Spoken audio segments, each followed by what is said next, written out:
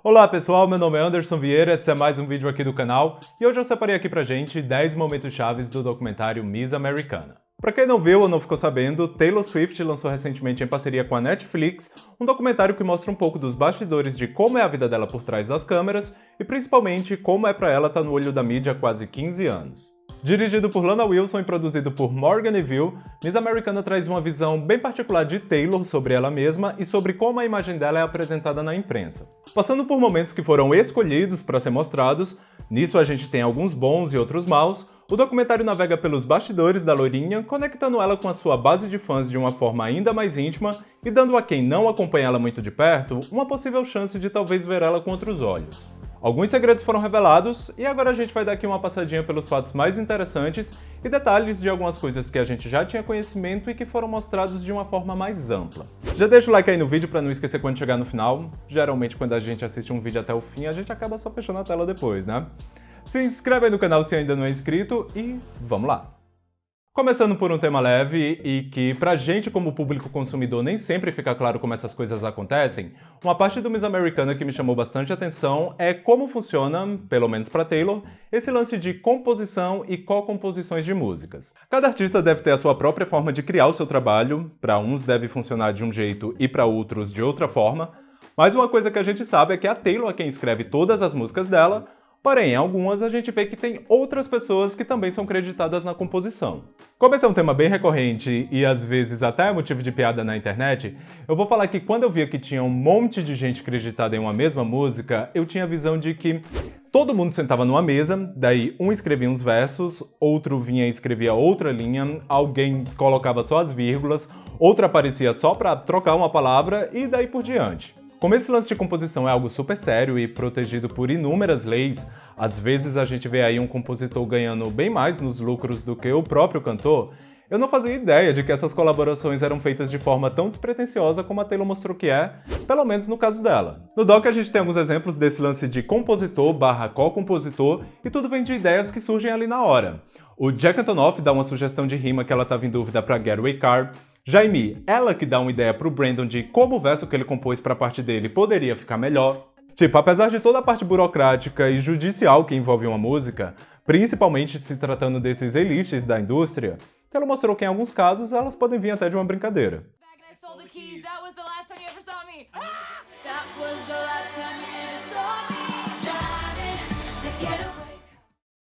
Algo que os fãs já tinham uma noção, mas que no documentário ficou um pouco mais claro, é o motivo da turnê do Ab Lover ter tão poucas datas. Pra quem não sabe, a mãe da Taylor foi diagnosticada há pouco tempo com um tumor no cérebro, ou melhor, não sei exatamente quando ela foi diagnosticada, mas antes do documentário, ela já havia falado sobre isso na edição de janeiro da revista Variety. Sendo que a dona Andrea já havia lutado contra um câncer em 2015, mesma doença que o pai dela já havia tido também. No documentário a Taylor não fala exatamente que vai fazer menos shows por causa disso, mas a combinação de cenas leva a essa interpretação. Um pouco antes desse assunto ser mencionado, tem um momento em que a Taylor está refletindo sobre como a vida dela é altamente planejada, às vezes até com anos de antecedência. Tipo, às vezes em 2018 ela já sabia de eventos que estavam com a presença dela marcada para 2020. Pelo lado profissional é ótimo, né? Mas às vezes o pessoal corre de uma forma diferente, principalmente quando se envolve outras pessoas.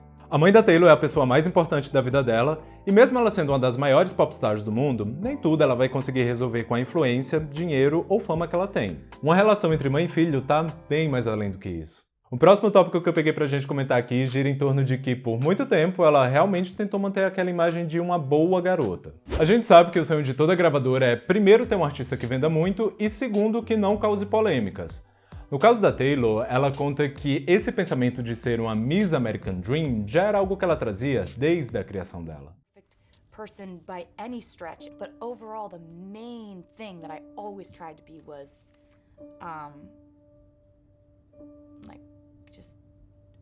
like a good girl. Taylor basicamente já nasceu com esse sonho de ser uma artista reconhecida e de alcançar pessoas com o trabalho dela, e com isso ela acabou desenvolvendo essa preocupação de sempre ter a aprovação das pessoas. O que, se a gente for ver, ela acabou conseguindo, né? Com o lançamento do 1989, ela era a cantora pop número 1 naquele momento, e ela conseguiu chegar lá sem nenhuma polêmica, única e exclusivamente apenas com as músicas dela, sobre as experiências dela. E isso acabou se tornando um fardo bem pesado, como a gente vai ver melhor daqui a pouco, Mas logo no bloco de abertura tem uma frase que simboliza bem isso quando ela fala: "Eu me tornei a garota que todos queriam que eu fosse". Levou um bom tempo para ela perceber o quão grande a voz dela é e o quanto ela pode influenciar de forma positiva na vida das pessoas apenas falando, sendo ali uma porta-voz. E o primeiro momento em que isso começou a fazer sentido para ela veio durante a batalha judicial por assédio que ela moveu contra um locutor de rádio. Esse é um outro caso que muitos aí já têm conhecimento do ocorrido, mas no documentário ela descreve com mais detalhes como foi desgastante todo esse processo. Mesmo do alto de todos os privilégios que cercam ela, Taylor ainda é uma mulher e no fim do dia a palavra dela ainda vai ser colocada em dúvida diante da de um homem. Só para contextualizar, em 2017 Taylor venceu na justiça o processo de abuso contra o apresentador de uma rádio que em um meet and greet colocou a mão por baixo da saia dela. Após isso repercutir na mídia, ele acabou perdendo o emprego e ao invés dele ir lá pedir desculpas, o que ele fez foi processar a Taylor em 3 milhões de dólares por supostamente ela ter arruinado a vida dele. Isso é algo que tira qualquer um do sério, mas é algo que a gente sabe que acontece aí no dia a dia. E mesmo nesse caso a vítima sendo Taylor Swift, ela tendo uma foto e várias testemunhas, provar que ela estava falando a verdade foi um processo descrito por ela como desumano. No tribunal ela foi questionada de por que ela não gritou na hora, por que ela não reagiu mais rápido, por que ela não se afastou dele, tipo, basicamente, por que ela não fez a parte dela para que o cara não conseguisse colocar a mão por baixo da roupa dela. Nesse dia, Taylor venceu o processo, recebendo o valor simbólico de $1 que ela havia pedido, mas ela conta que não houve nenhum senso de vitória ali, pois, se mesmo com a foto e 7 testemunhas ela ainda teve que passar por tudo aquilo, imagina quando algo mais grave acontece e só é a palavra da vítima contra a da outra pessoa. Óbvio que não há um lado positivo em nada disso, mas essa foi meio que a gota d'água para Taylor perceber que não tinha mais espaço para aquela boa garotinha que não causa polêmicas com as suas opiniões e visões de mundo. I'm getting to the point where I can't listen to people telling me no, stay out of it. Stay out of it. Todo mundo tem um background e pessoas que não estão em posições de privilégio, seja por questão social, racial, padrão estético, orientação sexual, percebem os males do mundo primeiro porque são elas que estão ali sentindo o baque todo dia, né? Para alguém que ocupa a posição da Taylor, ela pode seguir em frente, e eles que lutem, ou ela pode tentar desconstruir a mentalidade que é pregada para todo mundo e agir com a voz que ela tem em cima disso. I needed to learn a lot before I spoke to 200 million people. But I've educated myself now, and it's time to take the masking tape off of my mouth. Like forever. No documentário, a Taylor demonstra que tem completa noção de que ela foi omissa em alguns momentos importantes e que o não posicionamento dela deu margem para que as pessoas pensassem o que quisessem dela. Uma piada ou meme que rola até hoje ainda na internet é sobre ela ser republicana ou conservadora, o padrão americano, vamos dizer assim.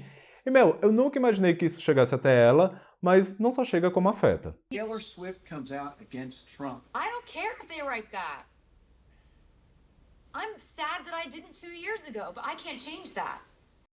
A interpretação que eu tive vendo essas partes do documentário é que, primeiro, ela precisou trabalhar bastante para construir esse império que ela tem, para quando ela resolvesse falar das coisas que ela queria, a mídia não apagasse a carreira dela, como no caso do Dixie Chicks, que aliás ela até cita como exemplo no Miss Americana, referenciando a época em que elas se posicionaram contra o presidente Bush. Alguns podem questionar que isso não faz muito sentido e comparar com outros artistas pop que já começaram tacando balde na cabeça de conservador, mas vale lembrar que mais da metade da carreira da Taylor foi na música country, que em sua maioria não é lá tão liberal assim quanto o público de outros gêneros. No documentário, a Taylor demonstra que tem consciência de qualquer xingamento que as pessoas possam fazer a ela, de vadia vitimista. Ela não tem como controlar o que as pessoas vão pensar dela, mas hoje ela tá num ponto em que as convicções dela são maiores do que qualquer opinião que as pessoas possam ter. Afinal, os maiores perrengues da vida dela, inclusive problemas de saúde, vieram justamente dessa preocupação de sempre precisar ser aceito o tempo todo. Like those pats on the head were all I lived for.